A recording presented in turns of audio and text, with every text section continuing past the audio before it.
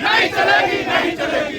नरेंद्र मोदी तेरी गुंडागर्दी नहीं चलेगी, नहीं चलेगी, नहीं चलेगी। नरेंद्र मोदी मुर्दाबाद, मुर्दाबाद, मुर्दाबाद, नरेंद्र मोदी मुर्दाबाद, मुर्दाबाद, मुर्दाबाद। सहारा का पैसा देना होगा, देना होगा, देना होगा, सहारा का पैसा देना होगा, देना होगा, देना होगा, सहारा का पैसा देना होगा। देना होगा, देना होगा। सपना राय लुटेरी है, लुटेरी है, लुटेरी है, सपना राय लुटेरी है। लुटेरी है, लुटेरी है। अप श्रीवास्तव को फांसी दो, फांसी दो, फांसी दो, सपना राय को फांसी दो, फांसी दो, फांसी दो, नीतीश कुमार को फांसी दो, फांसी दो, फांसी दो, अमित शाह को फांसी दो। फांसी दो, फांसी दो। का 1 लाख करोड़ से ज्यादा का निवेश है सहारा इंडिया में।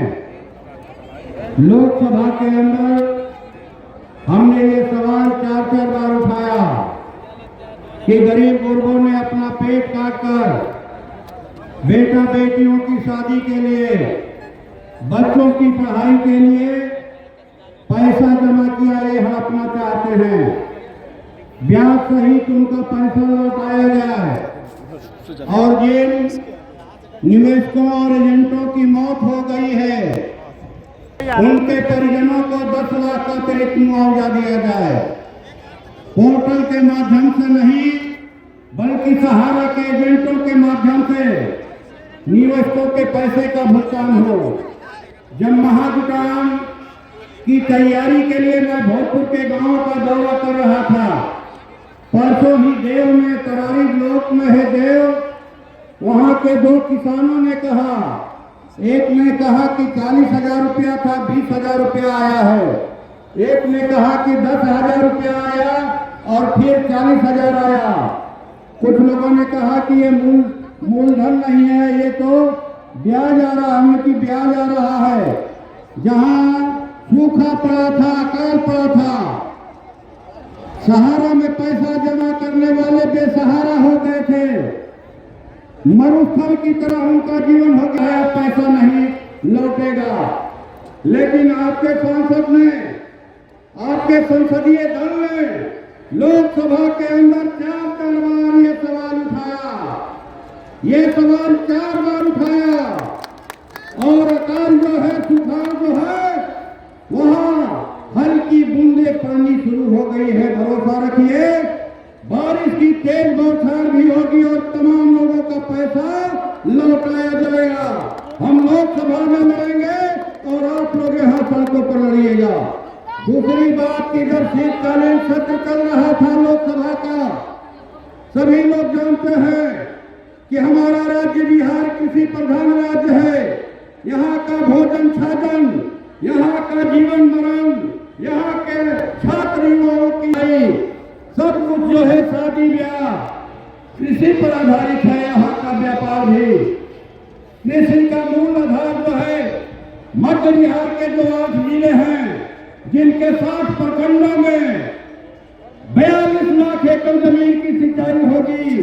अगर 100 नहरों का पक्कीकरण हो जाए, जिनका जीवन काल 100 साल था, 152 साल पुरानी नहरें हो गई हैं, किनारे ढाह ढिमला रहे हैं, लाख के फाटक गायब हैं, कोई विभाग में नई बहाली नहीं, कोई माई बाप नहीं। इसके पक्कीकरण का सवाल, और बरसात में जो सोन नदी से बह करके पानी चला जाता है गंगा के रास्ते समुद्र में, उस पानी के रोकथाम के लिए इंद्रपुरी में जलाशय बनाने की मांग बरसों पुरानी है हमारी। हम लंबे समय से लड़ रहे हैं, बिहार विधानसभा के बाहर और अंदर भी।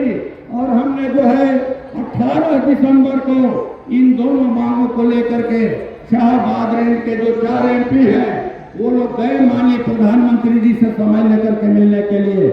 हम लोग को समय दिया गया, 45 मिनट चैम्बर में बैठाया गया और लास्ट में उनके एक अधिकारी ने हमारा आवेदन यह कहते हुए कहा कि साहब कह रहे हैं आप लोग सिंचाई मंत्री से मिल लीजिए। 2015 के चुनाव के पहले हमारे माननीय प्रधानमंत्री जी आरा के रन्ना मैदान में आए थे, वीर कुंवर सिंह मैदान में, और पूरे बिहार की बोली लगाई थी। 10,000 करोड़ दें, 20,000 करोड़ दें, 50,000 करोड़ दें, चलो 1,56,000 करोड़ दिया। हम ये नहीं जानते कि उन्होंने कैसा कितना पैसा दिया 1,56,000 करोड़ में। ये जरूर जानते हैं कि शाहबाद के चारों सांसद 45 मिनट बैठे रहे। बैठाने के बाद भी उनको 1 मिनट टाइम नहीं दिया हमारा ज्ञापन लेने के लिए। अगर समय दे दिया रहता तो भारतीय जनता पार्टी की सरकार नहीं गिर जाती 1 मिनट में। इसलिए हम चारों सांसदों को अपमानित करने का काम किया एनडीए की सरकार ने, और 2025 के चुनाव में इस अपमान का बदला पूरे बिहार के किसानों को लेना है। तीसरी बात मैं यहाँ के व्यापार के बारे में रखना चाहता हूँ कि यहाँ व्यवसायी संघ के बैनर तले काफी संख्या में दुकानदार आए हैं।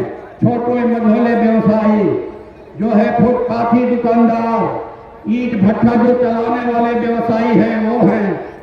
ये श्री उमाशंकर सिंह यादव जो भोजपुर जिला के अध्यक्ष है, मनोज सिंह जी प्रवक्ता, सम्मानित अध्यक्ष आए हैं, रामेश्वर साहू जी, कृष्णनंदन गुप्ता जी, ये लोग लेकर के आए हैं।